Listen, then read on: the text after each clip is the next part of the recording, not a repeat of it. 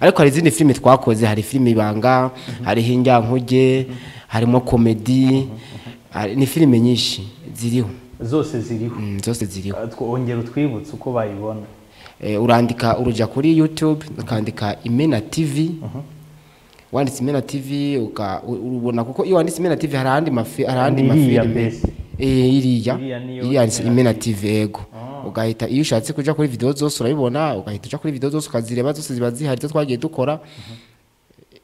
Ndabona nitwarebaga imaze amasaha 3 igeze. Imaze amasaha 3. Okay. Yego. Bana ko rero biraryoshye. Biraryoshye. Amunyemere twakire telefone nka zingahe abari hafi.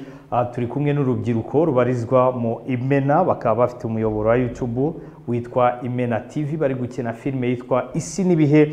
Ni filime igaruka ku buzima abantu babayeho uyu munsi, by'umwihariko urubyiruko, aho usanga bamwe mu rubyiruko rw'abakobwa bashobora gukundira aha cyangwa ubuzima bworoshye bikarangira ubuzima bwabo babusize